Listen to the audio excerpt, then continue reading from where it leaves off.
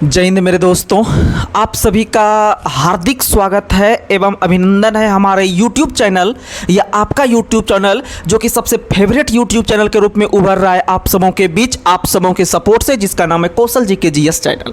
ठीक है, तो ये जो चैनल है ये आपके सपोर्ट से एक बेहतरीन चैनल के रूप में उभर रहा है और इनका जो कंटेंट होता है, हमारा जो कंटेंट होता है आप सबों के लिए वह एक से एक कंटेंट होता है जो डायरेक्ट आपको बिहार SSC NTPC या फिर RPF SI में या SSC GD में यानी जिस भी एग्जाम में आप बैठने के लिए जाइएगा वहां पर आपको एक अच्छा फीलिंग होगा। जब क्वेश्चन को देखिएगा तो आपको आराम से क्वेश्चन बन जाएगा। अभी आपको उत्तर प्रदेश में यूपी पुलिस का एग्जाम हुआ, उसमें अच्छा जो टीचर सब पढ़ा रहे थे, मतलब कि जो जिस टॉपिक को लगभग वहां से ज़्यादा क्वेश्चन टच नहीं करवा पाए। लेकिन हमें यह लगता है क्वेश्चन देख के कि जिस तरह से हम यहाँ पर एक छोटे से यूट्यूब चैनल पे जो है कि जो हम मेहनत कर रहे हैं, जिस कंटेंट को जिस हिसाब से हम आगे बढ़ रहे हैं, इसमें आप अच्छा से अच्छा जो है कि आप स्कोर ला सकते हैं, यह मेरा मानना है। और आप भी खुद यह डिसाइड कर सकते हैं कि ये जो कम समय में और पूरे जो फ्री ऑफ कॉस्ट में आपको जो कंटेंट मिल रहा है यह बहुत ही ज़बरदस्त मिल रहा है। तो आप सभी जो भागलपुर में रह के, सुल्तानगंज में रह के, मुंगेर में रह के,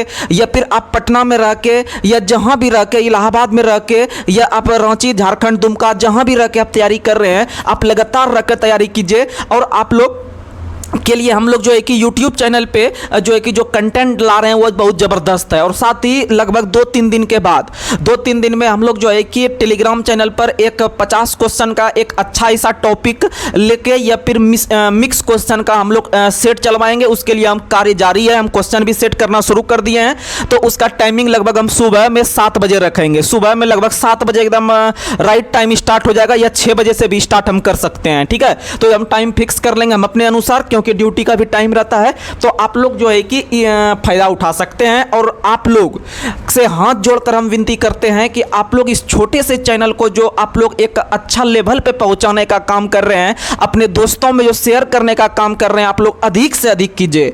आप लोग से के सपोर्ट से ही हम आगे बढ़ सकते हैं, क्योंकि यह कोई दूसरा चैनल नहीं है, मतलब कोई दूसरा चीज का चैनल नहीं है, आपका खेल मतलब नाच गान वाला चैनल नहीं है जो कि आपको आपके सपोर्ट के बिना जो है कि हो जाएगा। लेकिन आपका सपोर्ट चाहिए। यह एजुकेशनल चैनल है, इस पे आपको समय देना पड़ेगा, तब आपका जो है कि आगे जिंदगी हम बना देंगे। तो चलिए इसी के साथ आज का सबसे पहले मोटिवेशनल क्वाइट, बिना कोई समय गवाए तो सिर्फ हम कंटेंट टू कंटेंट बात करेंगे। और ये लगभग 50 मिनट का सेशन होने वाला है। आप लोग एकदम एकमुश्त होकर दिमाग को स्थिर करके आप हमारे पूरे कंटेंट का, पूरे क्लास का लाभ उठाइएगा। आप कुछ भी काम कीजिएगा ना कीजिए, लेकिन अगर आप इतना सा काम कर लेते हैं, 1 घंटा अगर देख लेते हैं, तो समझिए आपका दिन भर का जो कोटा रहता है जीके जीएस का, वो आपको पूरा हो जाएगा और याद भी होगा। और अधिक से अधिक अपने दोस्तों में शेयर करने का प्रयास कीजिएगा, क्योंकि यह कंटेंट में मेरा दम रहता है। तो चलिए सबसे पहले आज का मोटिवेशनल क्वाइट, आज का मोटिवेशनल क्वाइट जो कि हमारे एक साथी आप ही लोग में से जो उत्तर प्रदेश के गाजीपुर से संबंध रखते हैं, राजन कुमार,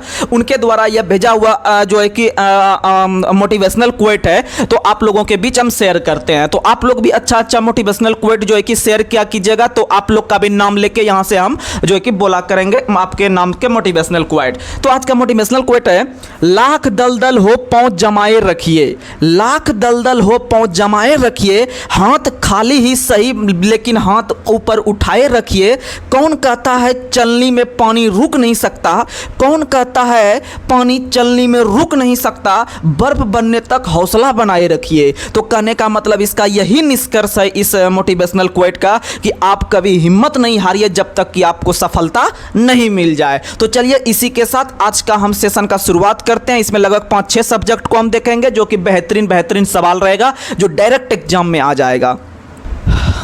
तो चलिए इसी के साथ आज का पहला सवाल आप सबों के लिए, तो आप लोग ध्यान से बिल्कुल 50 मिनट आराम से आप लोग सुनने का प्रयास कीजिएगा, और आपको एक से एक कंटेंट मिलेगा जो एग्जाम के दृष्टिकोण से बहुत महत्वपूर्ण होगा। तो चलिए आज का पहला सवाल, आज का पहला सवाल आप लोग बताइएगा कि जब अवध का ब्रिटिश साम्राज्य में विलय हुआ, जब अवध का ब्रिटिश साम्राज्य में विलय हुआ, तो उस समय अवध का ब्रिटिश रेजिमेंट कौन था? तो आप लोग समझिएगा पहले क्वेश्चन क्या कह रहा है। तो भारत का एक राज्य है उत्तर प्रदेश, उत्तर प्रदेश को पहले संयुक्त प्रांत कहते थे, यानी यूनाइटेड प्रोविंस कहते थे, यानी यूपी यानी यूनाइटेड प्रोविंस, उसी को हिंदी में कहते हैं संयुक्त प्रांत। ठीक है, जैसे हम लोग मध्य प्रदेश में वर्तमान समय में है? तो मध्य प्रदेश यानी एमपी। एमपी का मतलब होता है मिडिल प्रोविंस यानी कि मध्य प्रांत होता है, ठीक है।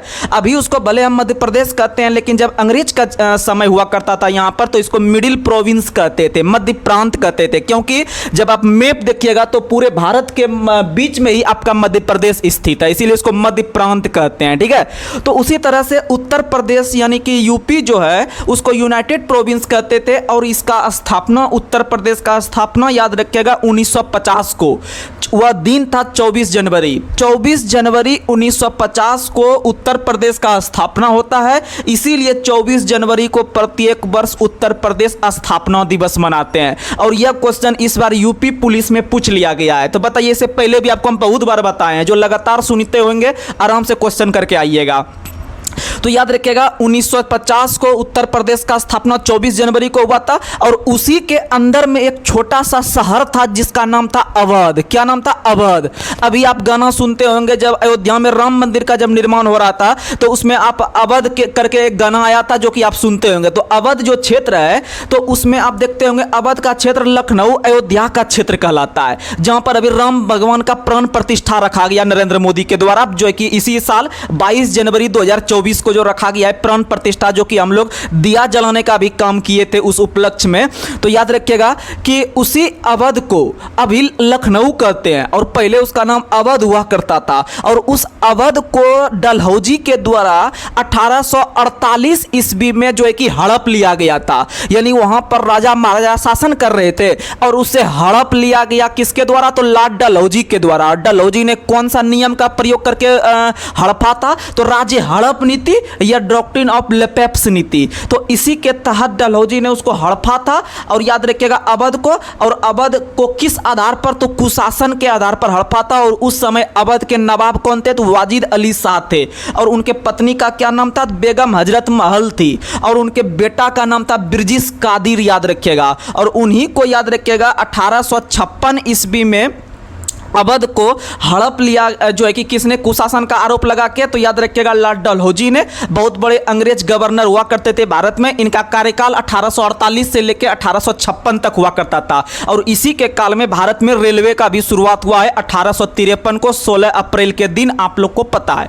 और भारत के अंदर में जो डाक व्यवस्था शुरू हुआ है, यानी पोस्ट ऑफिस जो शुरू हुआ है, वह अभी डलहौजी के काल में शुरू हुआ है, ठीक है, याद रखिएगा। और टेलीफोन सेवा भी डलहौजी के काल में ही शुरू हुआ है। तो ये सब डलहौजी जो है कि भारत में लाने का काम किए हैं। तो अवध को जो हड़पा था, तो उस समय अवध के अंदर जो ब्रिटिश रेजिमेंट का जो गवर्नर हुआ करता था वो था जेम्स आउटरम। कौन था? James Outram. तो आप ऐसे करके कंटेंट तक पहुंचते हैं। तो क्वेश्चन था कि जिस समय अवध का ब्रिटिश साम्राज्य में विलय हुआ, तो उस समय ब्रिटिश का गवर्नर वहां पर पर्सनल कौन था अवध के लिए? तो याद रखेगा जेम्स आउटरम, जेम्स आउटरम।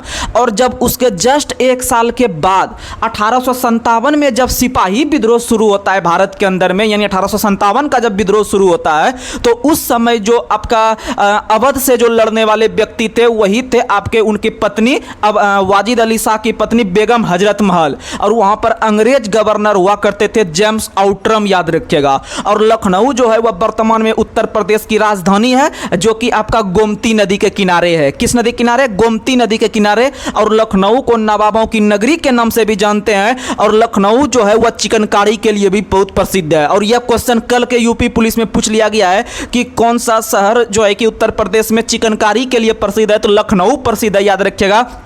और आपको हम बहुत बार यह क्वेश्चन बताए हैं, तो ये सब आप याद रखिएगा। आगे बढ़ते हैं। अगला सवाल है कि किस वायसराय की हत्या अंडमान निकोबार द्वीप समूह के भ्रमण के दौरान एक दंडित अपराधी द्वारा किया गया? तो याद रखिएगा एक गवर्नर जनरल हुआ करते थे भारत में, लॉर्ड मेयो। मेयो का नाम सुने होंगे, लॉर्ड मेयो। तो लॉर्ड मेयो का जो पर्सनल कार्यकाल था वो 1869 से लेकर 72 के बीच में था।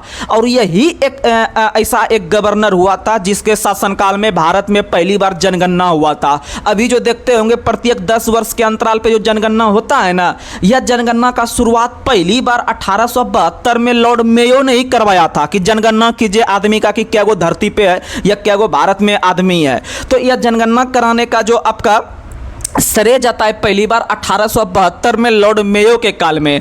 लेकिन यह नियमित जनगणना नहीं शुरू करवाया, यह सिर्फ एक बार शुरुआत करवा दिया। नियमित जनगणना का मतलब होता है प्रत्येक 10 वर्ष के अंतराल पे। तो प्रत्येक 10 वर्ष के अंतराल पे जो नियमित जनगणना करवाया तो वह करवाया लॉर्ड रिपन के काल में 1881 में। 1881 में याद रखिएगा। और उसी साल से जनगणना प्रत्येक 10 वर्ष के अंतराल पर होता है। और अभी तक लेटेस्ट 2011 में जनगणना हुआ था, आप लोग को पता है। चलिए आगे बढ़ते हैं। और आपको पता है कल पिछले दिन बताए थे कि एकमात्र ऐसा गवर्नर जनरल कौन है जिसका समाधि स्थल यह जहां पर उसको मार के दफना दिया गया था, एकमात्र ऐसा गवर्नर लॉर्ड कॉर्नवालिस हुए हैं जिनका जो समाधि स्थल है या कब्र है वह भारत में स्थित है। याद रखिएगा, यह इंग्लैंड में न है। भले उसका घर इंग्लैंड हुआ करता था अंग्रेज गवर्नर का, लेकिन उत्तर प्रदेश का एक शहर गाजीपुर है, आप लोग नाम सुने होंगे गाजीपुर में ही उनको दफना दिया गया था लॉर्ड कॉर्नवालिस को, याद रखिएगा। और भारत के अंदर में न्याय पद्धति का जो जनक कहा जाता है वह लॉर्ड कॉर्नवालिस को कहा जाता है।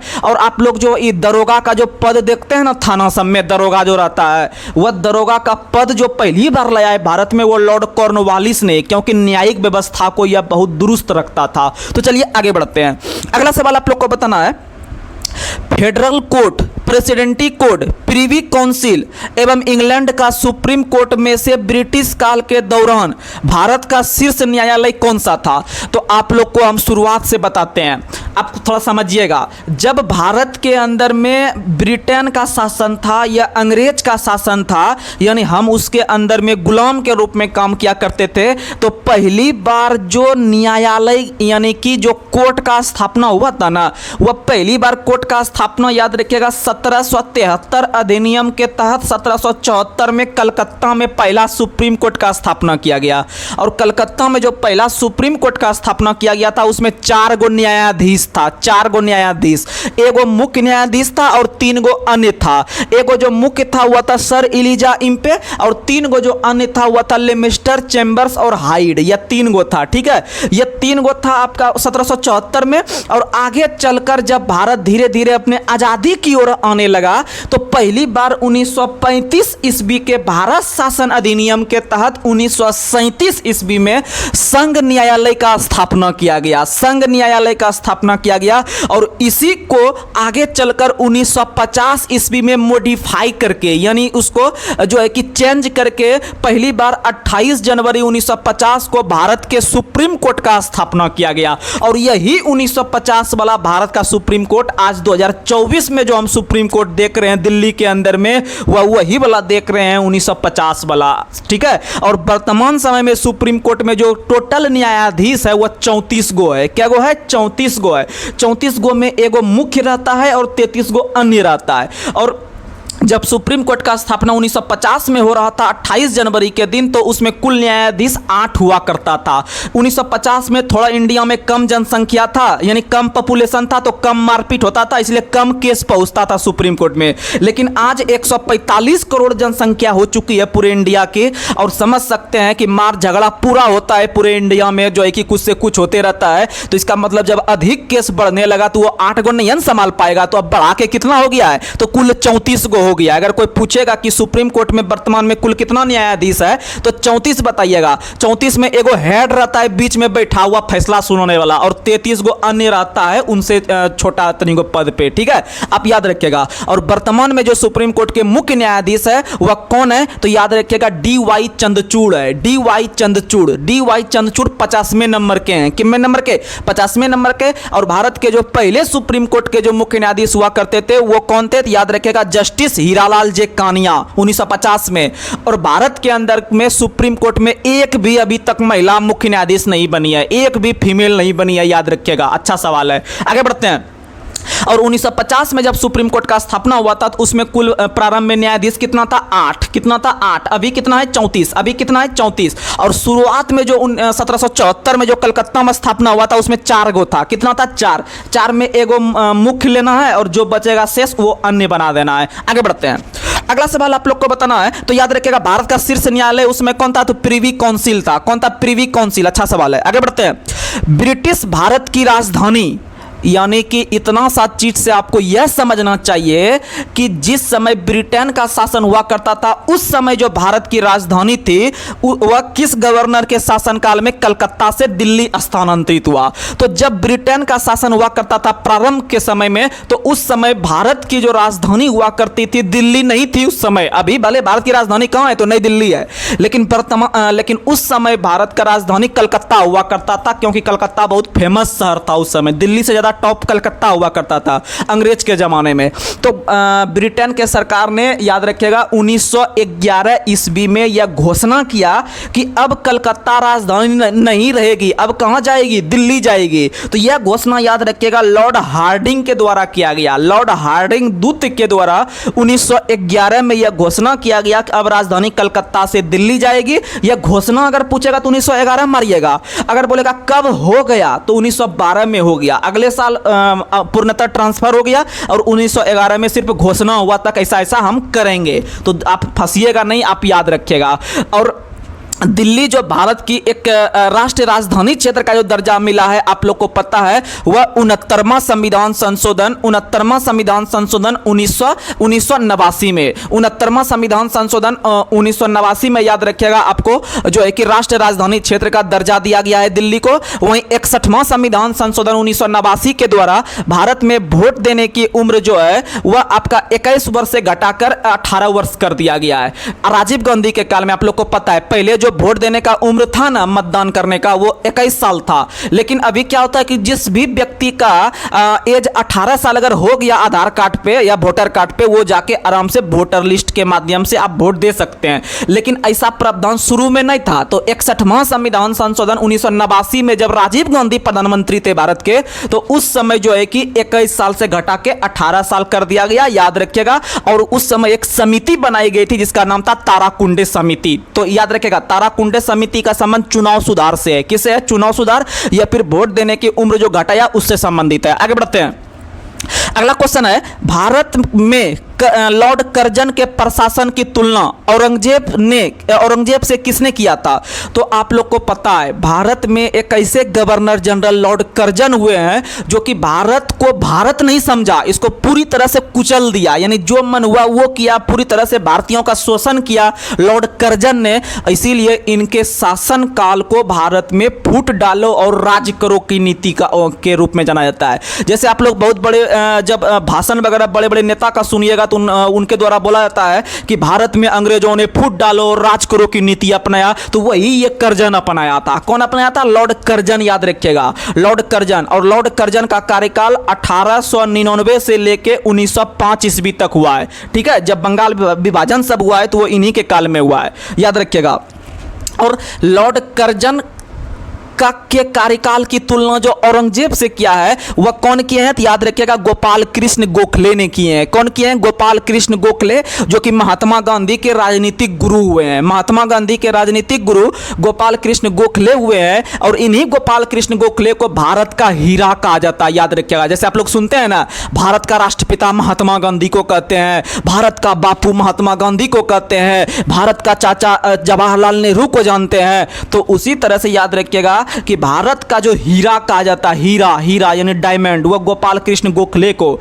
अगर क्वेश्चन पूछेगा कि भारत का हीरा किस राज्य को कहा जाता है, तो याद रखिएगा मध्य प्रदेश को। भारत का हीरा मध्य प्रदेश को कहा जाता है। भारत का कोहिनूर आंध्र प्रदेश को कहा जाता है। और याद रखिएगा भारत का यूथोपिया जो कहा जाता है, भारत का इथोपिया जो कहा जाता है, वह भी मध्य प्रदेश को कहा जाता है, याद रखिएगा। आगे बढ़ते हैं। और भारत में मोतियों का शहर के नाम से किसको जानते हैं? तो हैदराबाद को। निजामों का शहर के नाम से भी किसको जानते हैं? हैदराबाद को। और हैदराबाद को भारत में जो मिलाया गया ऑपरेशन पोलो या ऑपरेशन कैटरपिलर के तहत, याद रखिएगा 1948 में। बहुत अच्छा सवाल है, बहुत अच्छा सवाल है। और हैदराबाद जो स्वतंत्रता दिवस हम लोग मनाने का घोषणा हाल ही में मोदी जी ने किए हैं, याद रखिएगा 17 सितंबर को। 17 सितंबर को हैदराबाद स्वतंत्रता दिवस। यह क्वेश्चन देखिएगा, आज बोल रहे हैं हम यहाँ पर, आगे किसी ना किसी एग्जाम में कंफर्म आएगा 100%, आप याद रखिएगा। और जब आप याद रखिएगा तब आराम से क्वेश्चन को हल करके आइएगा। आगे बढ़ते हैं।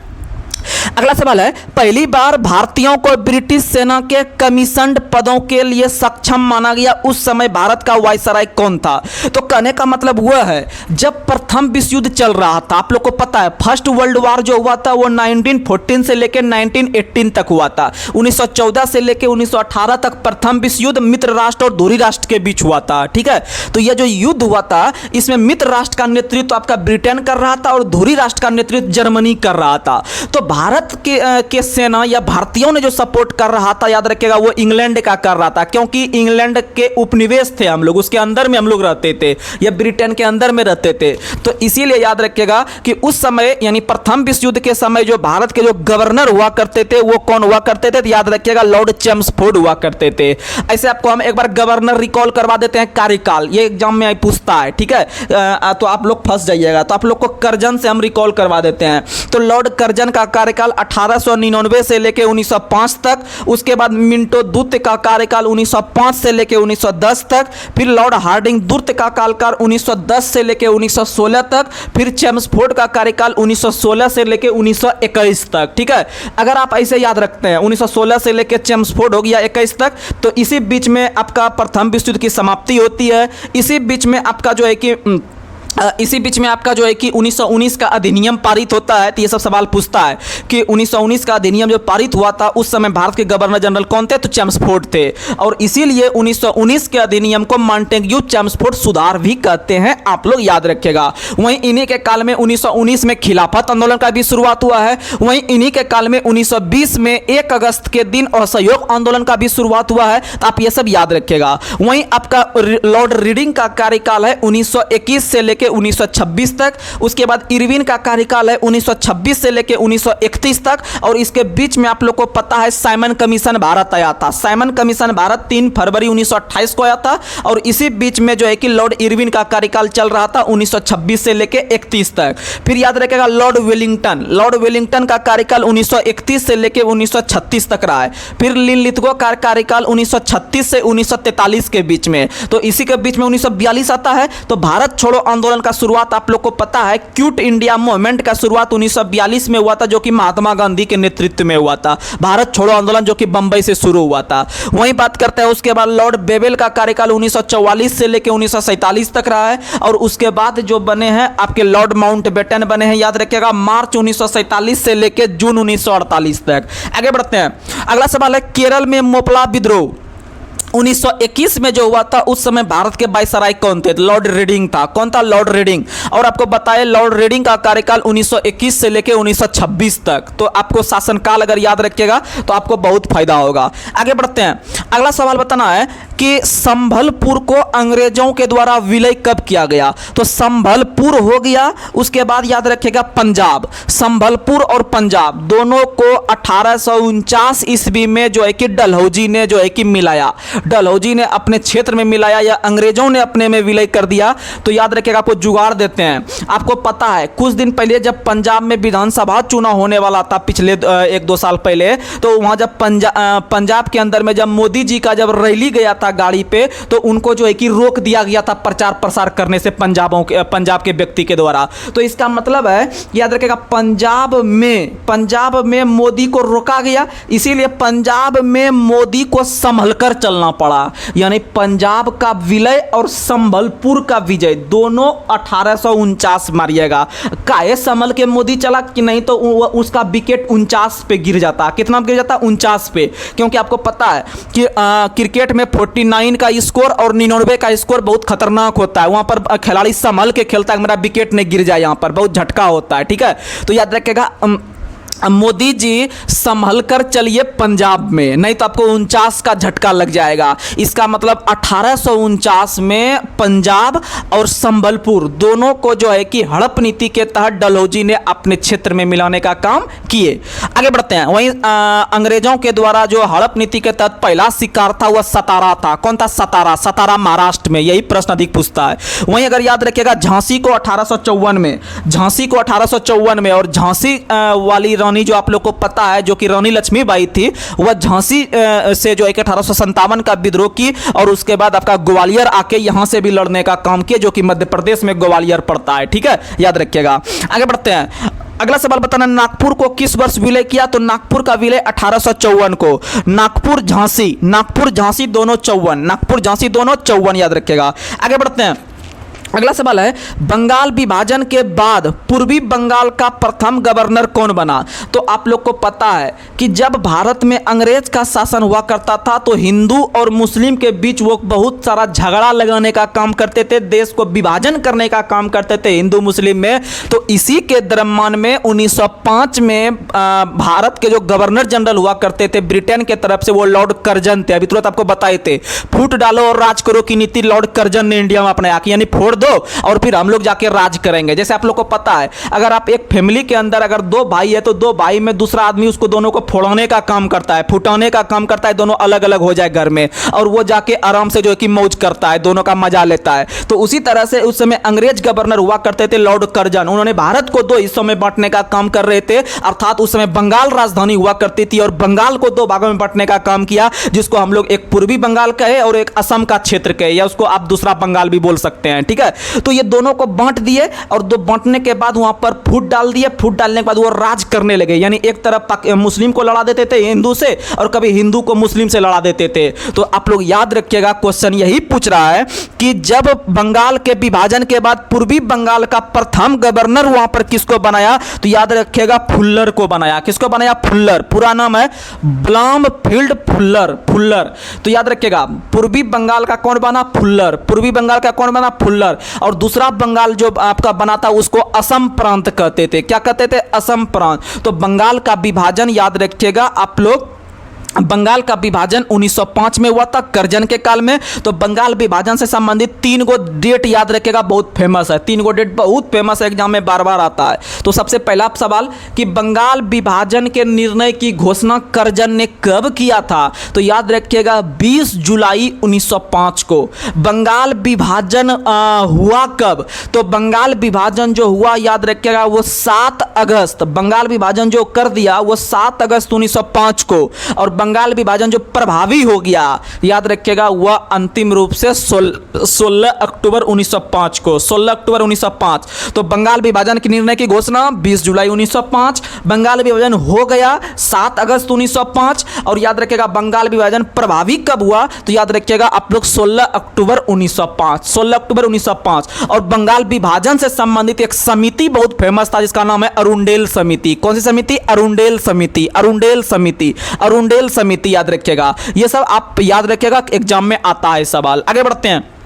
अगला सवाल है कि किस वायसराय द्वारा कांग्रेस को प्रतिबंधित कर दिया गया था? तो याद रखिएगा लॉर्ड विलिंगटन का कार्यकाल 1931 से लेकर 36 तक था। इन्होंने कांग्रेस को क्या कर दिया था? प्रतिबंधित। आगे बढ़ते हैं। वह गवर्नर जनरल कौन था जिसने सभी प्रकार के अदालत यानी कि कोर्ट में क्षेत्र भाषा को शुरू करवाया? जैसे आप लोग को पता है हम लोग बिहार से संबंध रखते हैं, बिहार की राजधानी पटना है, पटना में बिहार का हाईकोर्ट स्थित है। अगर हाईकोर्ट में अगर अंग्रेजी भाषा चलने लगे तो क्या हम लोग को जो निर्णय मिलेगा हम लोग समझ पाएंगे? अंग्रेजी में नहीं समझ पाएंगे, क्योंकि हम लोग हिंदी भाषी क्षेत्र से संबंध रखते हैं, हम लोग को हिंदी में चाहिए निर्णय। लेकिन पहली बार याद रखिएगा लॉर्ड विलियम बेंटिंग ने पहली बार अदालत में क्षेत्रीय भाषा को शुरू करवाया। किस भाषा को? क्षेत्रीय भाषा को। आप लोग याद रखिएगा। और अभी हाल ही में केरल एक ऐसा हाईकोर्ट बना है जो कि आपका पेपरलेस हाईकोर्ट बना है, सब काम ऑनलाइन होता है केरल हाईकोर्ट में, याद रखिएगा। और केरल का जो हाईकोर्ट है वह एर्नाकुलम में स्थित है। और केरल हाईकोर्ट के अंदर में आप लोग को पता है वहां का एक और आपका केरल के अंतर्गत में आता है, जैसे कि आपका लक्षद्वीप हाईकोर्ट, जो लक्षद्वीप का जो क्षेत्र है वह केरल के एर्नाकुलम हाईकोर्ट के अंतर्गत आता है। वहीं पुदुचेरी जो है, पुदुचेरी का कार्य क्षेत्र तमिलनाडु यानी मद्रास हाईकोर्ट में आता है। अंडमान निकोबार द्वीप समूह का जो क्षेत्र है वह कलकत्ता हाईकोर्ट में आता है। वहीं दादर नगर हवेली और दमन हाईकोर्ट का क्षेत्र जो है वह आपका मुंबई हाईकोर्ट में आता है।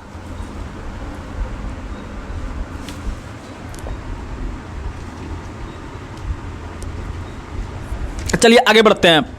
अगला सवाल आप लोग को बताना है, काकोरी षड्यंत्र केस किस वायसराय के समय घटित हुई? तो काकोरी षड्यंत्र केस याद रखिएगा 9 अगस्त 1905 को घटित हुआ था उत्तर प्रदेश में। और उस समय गवर्नर कौन थे? लॉर्ड रीडिंग था। कौन था? Lord reading. आगे बढ़ते हैं। साइमन कमीशन का भारत आगमन किस वायसराय के समय हुआ? तो साइमन कमीशन भारत जो आया था 3 फरवरी 1928 को, और साइमन कमीशन का जो गठन किया गया था 8 नवंबर 1927 को। तो साइमन कमीशन के बारे में 3 सवाल बहुत फेमस है। साइमन कमीशन भारत कब आया, साइमन कमीशन का गठन कब किया गया? सबसे शुरू से बताते हैं। साइमन कमीशन का गठन इसलिए किया गया था कि जो 1919 में जो मॉन्टेग्यू चेम्सफोर्ड सुधार जो पारित किया गया था, जो भारत में लागू किया गया, उसकी जांच के लिए, उसकी समीक्षा के लिए 1928 में जो है कि आपका साइमन कमीशन भारत आया, और साइमन कमीशन 3 फरवरी 1928 को भारत आया। लेकिन उससे पहले याद रखिएगा आपका 8 नवंबर 1927 को लंदन में इसका गठन किया गया। 3 फरवरी 1928 को भारत आया, और इन्होंने अपना रिपोर्ट पूरी तरह से जांच करके 1930 को दिया, और इसी के आधार पे 1930 में प्रथम गोलमेज सम्मेलन, द्वितीय गोलमेज सम्मेलन और 1932 में तृतीय गोलमेज सम्मेलन सब लंदन में आयोजित करवाया, और इसी समीक्षा के आधार पे 1935 में भारत शासन अधिनियम फिर से पारित किया गया। राइट, आगे अगला सवाल आप लोग को बताना है। अगला सवाल बताइएगा कि imperial council of agriculture research का स्थापना कब हुआ है? तो एग्रीकल्चर यानी कृषि अनुसंधान संस्थान का स्थापना 1929 में हुआ है। अच्छा सवाल है, 1929 में। आगे बढ़ते हैं।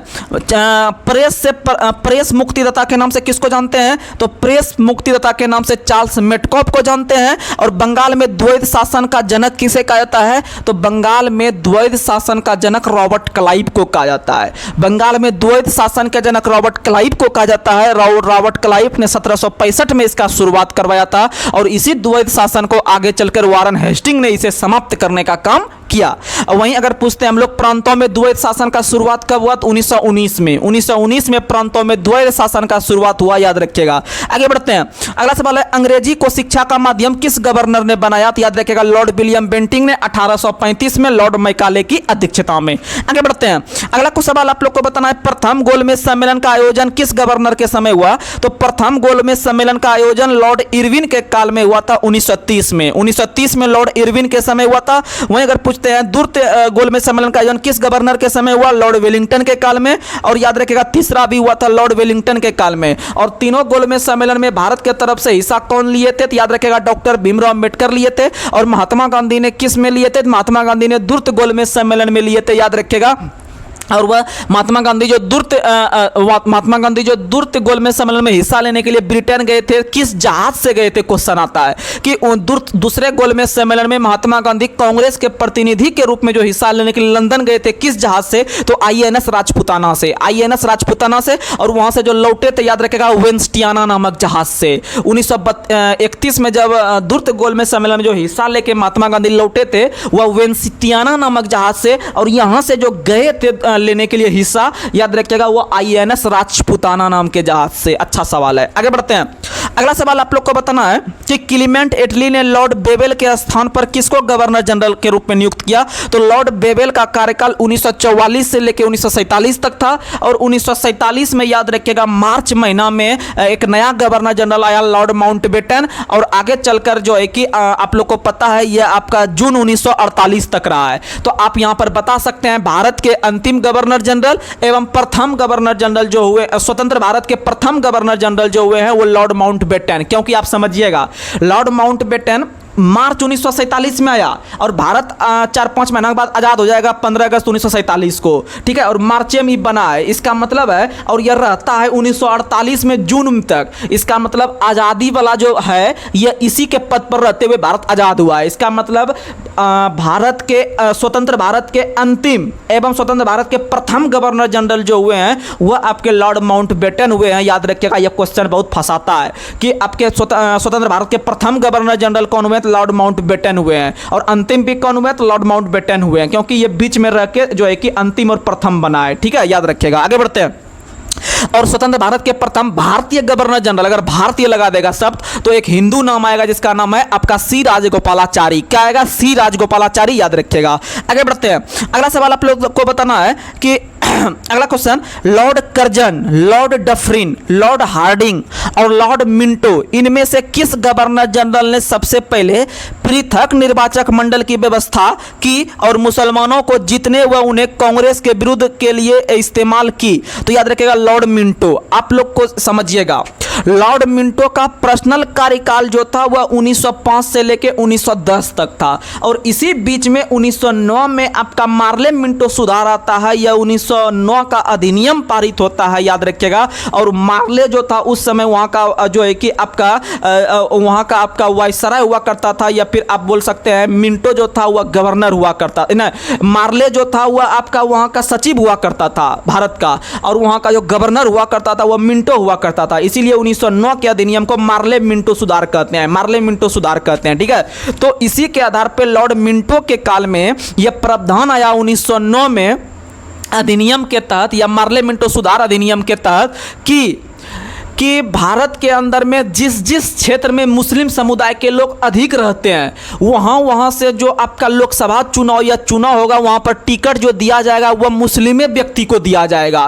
तो इसका मतलब मुस्लिम के लिए जितना आसान हो जाएगा। मान लीजिए कि बिहार के अंदर में किशनगंज एक जिला है, वहाँ पर मुस्लिम समुदाय बहुत अधिक है और वहाँ पर इस समझिए कि वहाँ पर अक्सर अगर मुस्लिम कैटेगरी के लोग अगर खड़े होंगे टिकट लेकर तो जरूर है कि वो जीत जाएगा, क्योंकि वहाँ पर जो वोट देने वाले वोटर हैं वह मुस्लिम ही है, तो मुस्लिम ने मुस्लिम को सपोर्ट करेगा। यह तो एक मानसिकता बन गया है, लेकिन हकीकत में जो रहना चाहिए एक अच्छा कैंडिडेट उनको जिताना चाहिए, चाहे वो हिंदू या मुस्लिम, क्योंकि भारत एक धर्मनिरपेक्ष राज्य है, ठीक है, याद रखिएगा।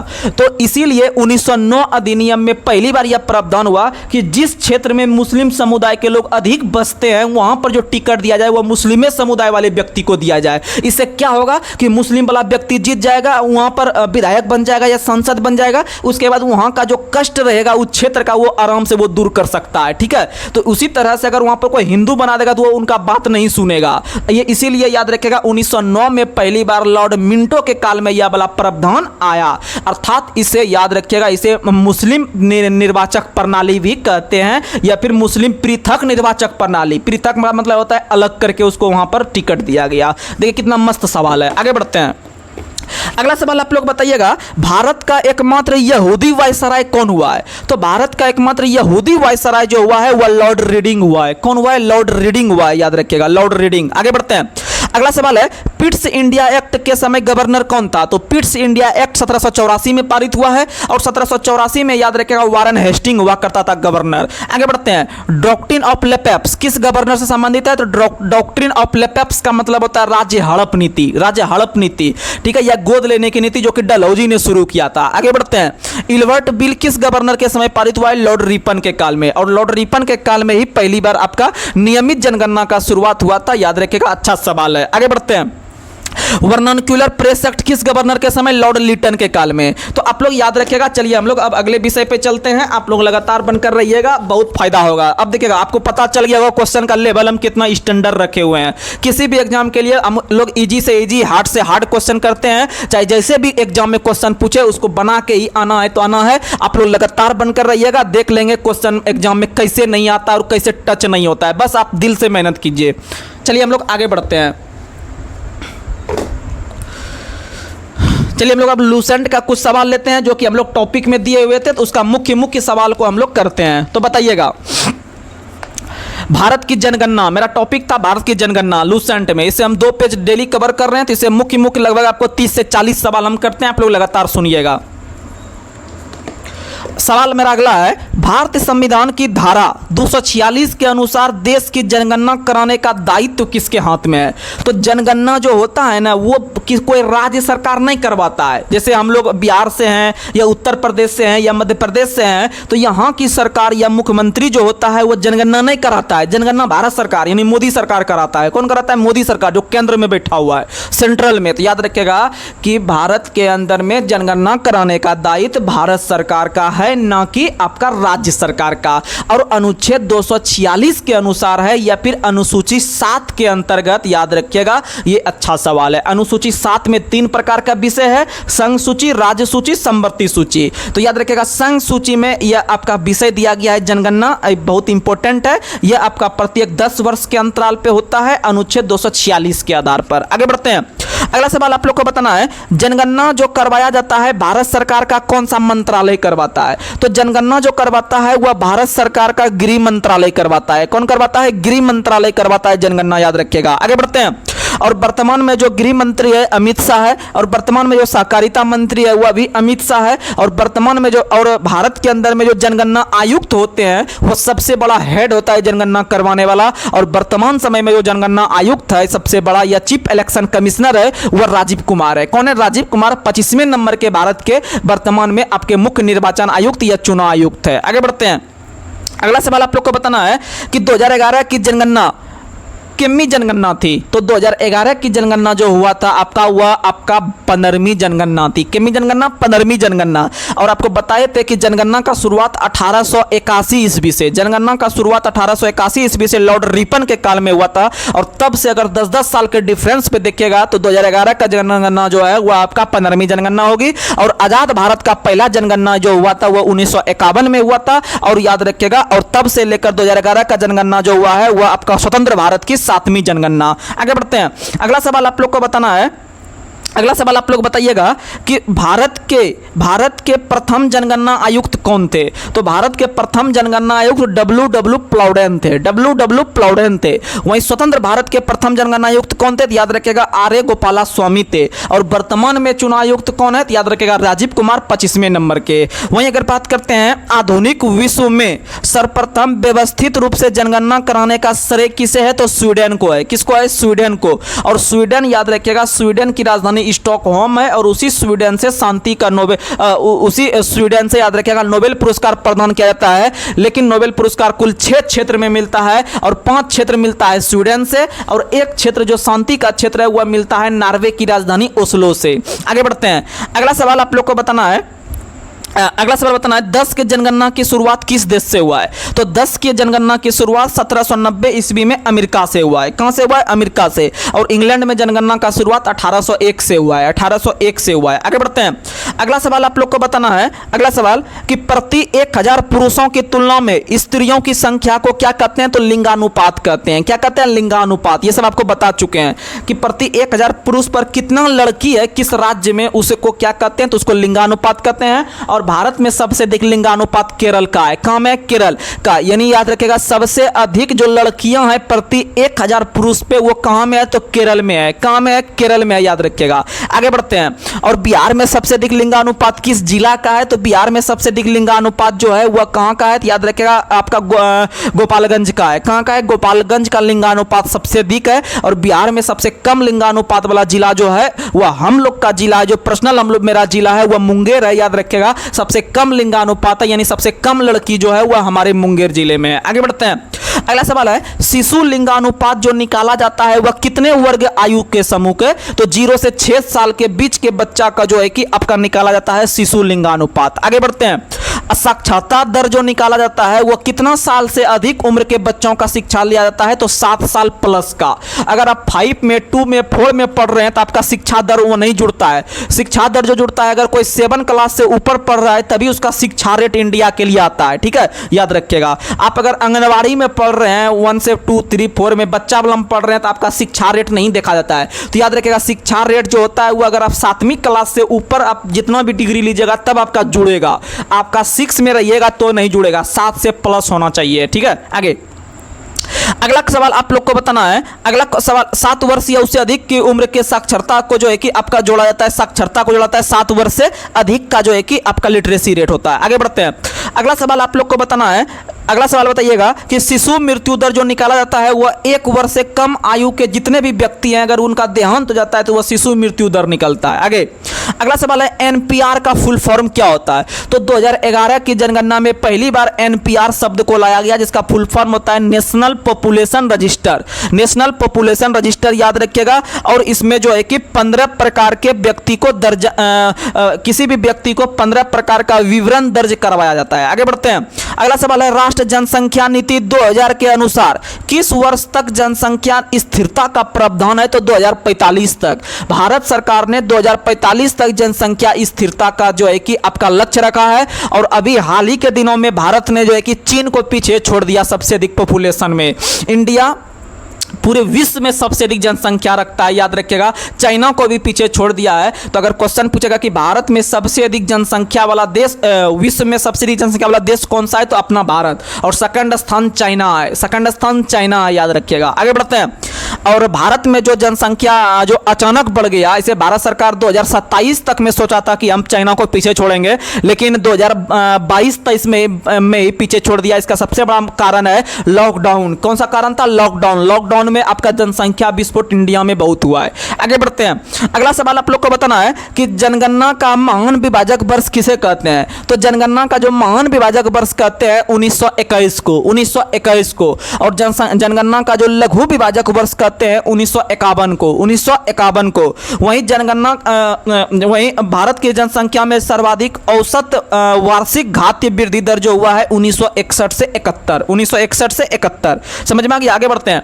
भारत का एकमात्र राज्य कौन सा है जहां का 10 की वृद्धि दर ऋणात्मक रहा? तो नागालैंड का। कहां का? नागालैंड में जनसंख्या नहीं बढ़ रहा है, ठीक है, याद रखिएगा। नागालैंड में ज्यादा आदमी निवास करना नहीं चाहता है, तो याद रखिएगा एकमात्र ऐसा भारत का राज्य जहां की जनसंख्या दर घट रही है तो वह नागालैंड है। कौन सा है? नागालैंड।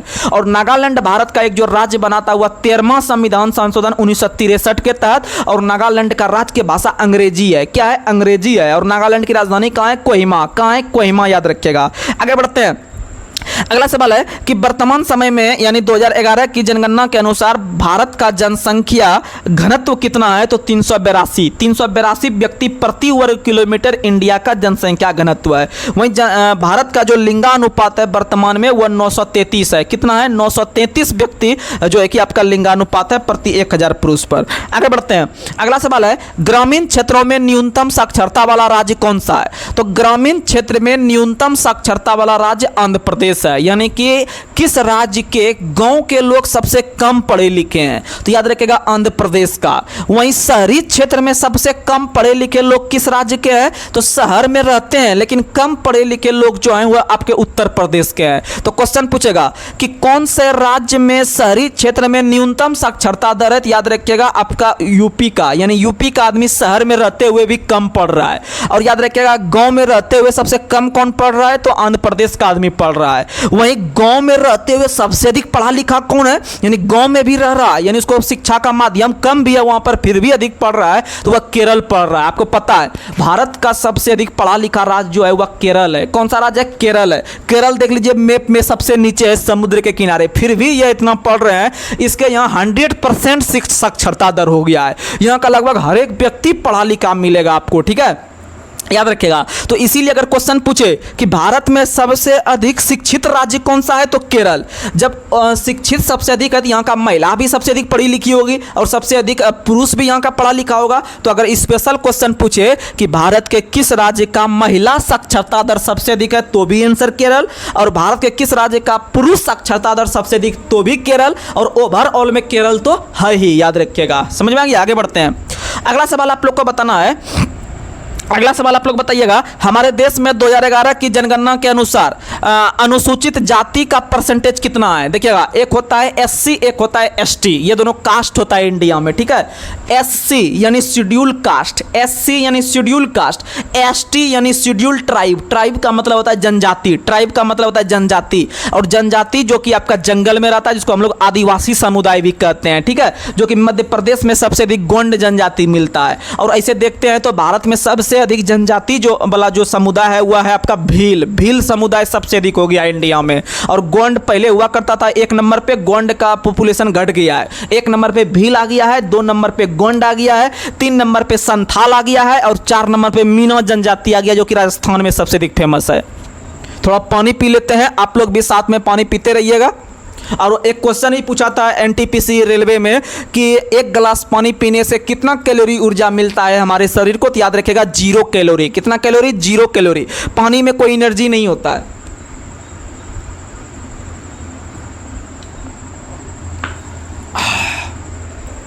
चलिए आगे बढ़ते हैं। तो याद रखिए, हाँ हम बोल रहे थे एससी एसटी। तो एससी और एसटी अगर देखते हैं हमारे देश में 100% जनसंख्या का कि एससी कितना परसेंट है और एसटी कितना परसेंट है, तो एससी और एसटी जुगाड़ से याद करवा देंगे। एसटी जो सबसे छोटा वाला कास्ट होता है जो जंगल में रहता है, तो याद रखिएगा वह अगर 8% है तो उसका अगर दुगना कीजिएगा 16%, तो 16% SC समुदाय है, ठीक है, अनुसूचित जाति है। और अनुसूचित जनजाति 8 है तो उसका डबल SC हो जाएगा, यानी ST 8 और SC हो गया आपका 16। आगे बढ़ते हैं। अगला सवाल आप लोग को बताना है, भारत के सर्वाधिक जनसंख्या वाले कम से कम 4 राज्य बताइए कि सबसे अधिक जनसंख्या किस राज्य का है, उसके बाद किस राज्य का है, उसके बाद किस राज्य का है, उसके बाद किस राज्य का। तो पूरे बिहार का हर एक बच्चा से बच्चा जानता है कि भारत में सबसे अधिक जनसंख्या वाला राज्य जो है वह उत्तर प्रदेश है। कौन है? उत्तर प्रदेश है। सबसे अधिक जनसंख्या वाला राज्य कौन है? उत्तर प्रदेश। उसके बाद याद रखेगा महाराष्ट्र है, उसके बाद अपना बिहार है, उसके बाद फिर आपका पश्चिम बंगाल है। तो आपको एक ट्रिक देते हैं, याद रखिएगा, इसे कंफ्यूज कर जाइएगा। याद रखिएगा उमा बाप, उमा बाप, यानी उमा नाम का मान लीजिए कोई लड़का या लड़की का नाम हो गया उमा, उमा और बुआका प बाप, यानी उमा का बाप। याद रखिएगा ऊ से पहला स्थान उत्तर प्रदेश हो गया पहला, म से हो गया आपका महाराष्ट्र दूसरा स्थान, और फिर बुआका प बाप यानी ब से हो गया बिहार, और प से हो गया पश्चिम बंगाल, प से हो गया पश्चिम बंगाल। तो उमा बाप, उमा बाप आराम से किसी को बता सकते हैं, उमा बाप यानी ऊ से उत्तर प्रदेश 1 नंबर पे, माँ से महाराष्ट्र 2 नंबर पे, बाप यानी ब से बिहार तीसरा स्थान रखता है बिहार जनसंख्या में, और चौथा स्थान पे प से पश्चिम बंगाल, यानी 4 गो आपको आराम से याद हो जाएगा। अब जानते हैं एग्जाम में क्वेश्चन पूछता है कि सबसे अधिक जनसंख्या में दूसरा स्थान किस राज्य का है। तो क्योंकि पहला स्थान सब याद करके जाता है उत्तर प्रदेश सबको पता रहता है, लेकिन दूसरा तीसरा पूछ जाएगा तो फंस जाइएगा आप, इसलिए आपको जुगाड़ आपको दिया, आप याद रख लीजिएगा उमा बाप, उमा बाप। आगे बढ़ते हैं। अगला सवाल आप लोग को बताना है, अगला सवाल बताइएगा कि सर्वाधिक साक्षरता प्रतिशत वाले 5 राज्य कौन है। तो सबसे अधिक साक्षरता प्रतिशत, यहां पर फिर से सब याद रखता है कि सबसे अधिक पढ़ा लिखा राज्य केरल है, सबसे अधिक साक्षरता दर केरल का अधिक है, लेकिन आपको कम से कम 5 गो रखना पड़ेगा याद कि सेकंड स्थान कौन है पढ़ने में या साक्षरता में, तीसरा स्थान किसका है, चौथा किसका है, पांचवा। तो आपको हम जुगाड़ देते हैं, आप याद रखेगा केमिगो त्रिही, कोएक, मोहर्षिक, गोमोक, त्रो यानी त्रिपुरा वाला त्रो हवर्षिक, ठीक है, याद रखिएगा। कोएका से केरल, मोहर्षिका से मिजोरम, गोमोका से गोवा, त्रिही और चौथा स्थान पे त्रि से त्रिपुरा, और ही से हिमाचल प्रदेश। याद रखिएगा ही से हिमाचल प्रदेश यानी केमिगो त्रिही आप आराम से मार सकते हैं, ठीक है, याद रखिएगा। आगे बढ़ते हैं। अगला सवाल है सर्वाधिक नगरीय जनसंख्या किस राज्य में है। तो सर्वाधिक नगर में जो आदमी रहते हैं यानी शहर में जो रहते हैं वह महाराष्ट्र के आदमी रहते हैं। सबसे अधिक नगरीय जनसंख्या कहाँ का है तो महाराष्ट्र का, और सबसे अधिक जो ग्रामीण जनसंख्या है वो हिमाचल प्रदेश में रहता है। यानी गांव घर में सबसे अधिक कहाँ पर रहता है आदमी तो हिमाचल प्रदेश में, और सबसे अधिक शहर में कहाँ पे रहता है आदमी तो महाराष्ट्र में। से भी महाराष्ट्र बहुत डेवलप जो है कि स्टेट है इंडिया का, याद रखिएगा।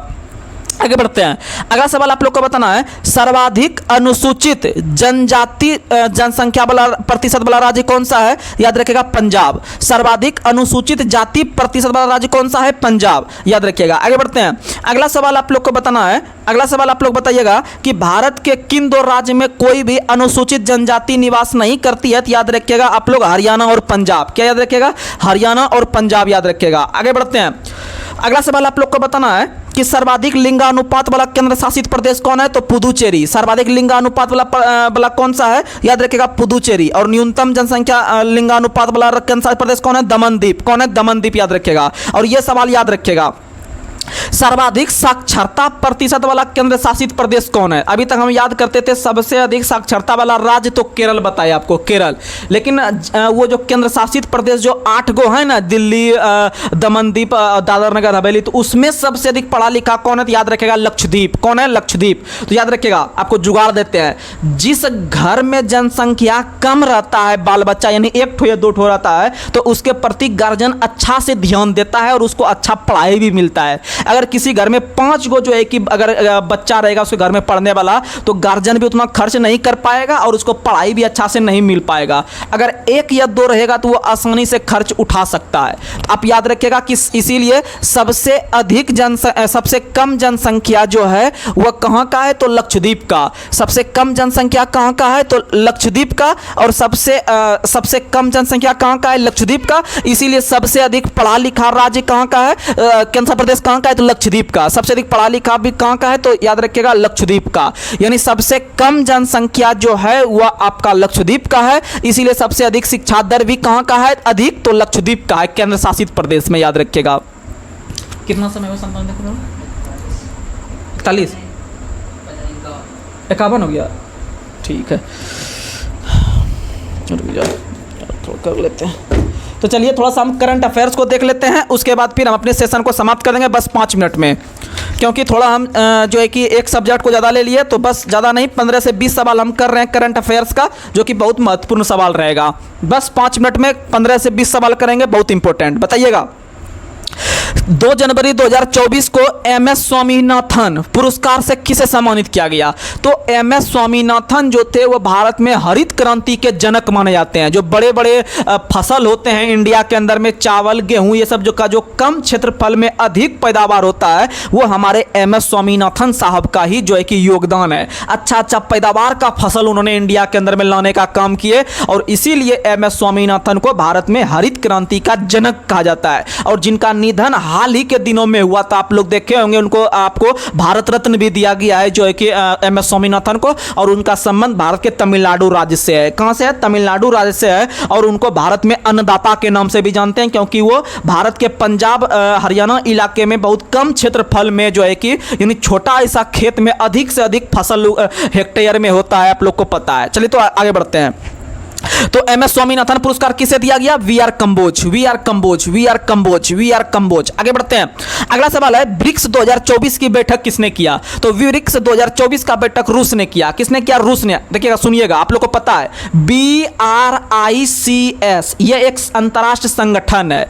और देखिएगा, जैसे जैसे इसका नाम है ना BRICS, ये देश के नाम पे पड़ा है, यानी B से ब्राजील है, R से रसिया है यानी रूस है, और I से अपना इंडिया है, BRI हो गया, फिर C से चाइना हो गया, और S से साउथ अफ्रीका हो गया, जहां की AB डिविलियर्स था क्रिकेटर, आप लोग को पता है, ठीक है, याद रखिएगा। तो ब्रिक्स हो गया, और इसी सीरियली हिसाब से सब एक एक साल करके बैठक करता है उसका। तो इस साल जो होने वाला था वो B करने वाला था, यानी ब्राजील करने वाला था, लेकिन ब्राजील नहीं किया ब्रिक्स का बैठक, बोला हम नहीं करेंगे, हम G20 का कर रहे हैं इस बार, इसीलिए इस बार दोनों का हम ओवरलोड नहीं ले सकते हैं। तो इस बार बोला कि अगला वाला को दे दीजिए, यानी अगला कौन हो जाएगा? B के बाद R हो जाएगा, यानी कि रसिया किया। कौन किया? रसिया। याद रखेगा, रसिया किया 2024 का बैठक। आगे बढ़ते हैं। डेजर्ट साइक्लोन संयुक्त सैन्य अभ्यास किन दो देश के बीच हुआ? तो डेजर्ट साइक्लोन संयुक्त सैन्य अभ्यास भारत और यूएई के बीच, याद रखिएगा। आगे बढ़ते हैं। अगला सवाल आप लोग को बताना है, भारत का पहला गर्ल्स सैनिक स्कूल का उद्घाटन जो किया गया किस शहर में? तो गर्ल्स सैनिक स्कूल का उद्घाटन भारत के मथुरा शहर में, उत्तर प्रदेश के मथुरा शहर में, आप लोग को पता है। आगे बढ़ते हैं। अगला सवाल आप लोग को बताना है, किस राज्य ने एक साथ 108 स्थान पर सामूहिक सूर्य नमस्कार करके गिनीज वर्ल्ड रिकॉर्ड बनाया? याद रखिएगा, गुजरात। क्या बोलिएगा? गुजरात। आगे बढ़ते हैं। अगला सवाल है, PM विश्वकर्मा योजना को लागू करने वाला भारत का पहला केंद्र शासित प्रदेश कौन बना? तो याद रखिएगा, जम्मू कश्मीर। और PM विश्वकर्मा योजना के तहत छोटे छोटे वर्ग के लोगों को जो छोटा छोटा रोजगार करना चाहते हैं, उनको 3 लाख का जो है कि लोन दिया जाएगा भारत सरकार के द्वारा। कुल 18 प्रकार के रोजगार, जैसे कोई अगर जो है कि छोटा छोटा उद्योग चलाते हैं, यानी कि चमड़ा उद्योग हो गया, कोई जो है कि अगर मछली मारने वाले व्यक्ति हैं तो उनके लिए जो है कि सुविधा प्रदान किया गया। याद रखिएगा, या सोनार वगैरह या लोहार वगैरह है तो आप लोग के लिए व्यवस्था है। आगे बढ़ते हैं। अगला सवाल है, कादियाल साड़ी को GI टैग मिला है किस राज्य का? याद रखिएगा, पश्चिम बंगाल का। किस राज्य का? पश्चिम बंगाल का। आगे बढ़ते हैं। हाल ही के दिनों में किस राज्य के राज्यपाल आरिफ मोहम्मद ने राम मंदिर राष्ट्र मंदिर एक साझी विरासत पुस्तक का विमोचन किया? याद रखेगा, केरल का। कहां का? केरल का। आगे बढ़ते हैं। अगला सवाल है, राम मंदिर के सम्मान समारोह में किस राज्य ने 22 जनवरी को शुष्क दिवस घोषित किया है? तो छत्तीसगढ़ ने। किस राज्य ने? छत्तीसगढ़ ने। आगे बढ़ते हैं। किस देश ने हिम तेंदुआ को राष्ट्र प्रतीक घोषित किया? तो किर्गिस्तान। किसने घोषित किया? किर्गिस्तान ने। किसने घोषित किया? किर्गिस्तान। आगे बढ़ते हैं। अगला सवाल आप लोग को बताना है। अगला सवाल आप लोग बताइएगा। अगला सवाल, किस राज्य के मुख्यमंत्री ने अभय हस्तम कार्यक्रम लॉन्च किया? अभय हस्तम, आपको जुगाड़ देते हैं, अभय हस्तम, यानी जैसे आप लोग देखते होंगे तेल लगा के हस्त नहीं कहते हैं, थोड़ा हतोस दीजिए, यानी कि उसको थोड़ा सा मिला दीजिए तेल लगा के। तो याद रखिएगा, तेल लगा के यानी तेलंगाना। क्या याद रखिएगा? तेलंगाना। यानी अभय हस्तम यानी हतस दीजिए तनी को, हस्तम यानी तेल लगा के, यानी तेलंगाना। कहाँ का? तेलंगाना। याद रखिएगा। और तेलंगाना राज्य का स्थापना 2 जून 2014 ईस्वी को जो है कि कृष्णन समिति की सिफारिश पर इसका गठन किया गया था, आंध्र प्रदेश से अलग होके। आगे बढ़ते हैं। और आज का लास्ट सवाल है, आज का लास्ट सवाल है कि प्रधानमंत्री मोदी के द्वारा किस देश में BAPS हिंदू मंदिर का उद्घाटन किया गया? तो याद रखेगा UAE में। काम है UAE में, UAE, यूनाइटेड स्टेट ऑफ अमीरात। तो चलिए आज का सेशन आप लोग को कैसा लगा उसमें जो है कि आप लोग कमेंट बॉक्स में कमेंट कीजिएगा। जो भी कमी रहेगा उस कमी पर हम जो है कि विचार और उस कमी को दूर करने का प्रयास करेंगे, जिससे कि आपका हद तक एग्जाम में सफल होने में हम मदद कर रहे हैं और आगे भी करते रहेंगे। बस आप लोग अपने दोस्तों में अधिक से अधिक शेयर करने का प्रयास कीजिए, अधिक से अधिक सब्सक्राइब करवाइए, लाइक करवाइए। बस आपके एक लाइक और सब्सक्राइब से हमें एक अच्छा मोटिवेशन मिलता है आगे के वीडियो के लिए। तो चलिए आज के मैसेज को यहीं पर समाप्त कर रहे हैं। तब तक के लिए जय हिंद।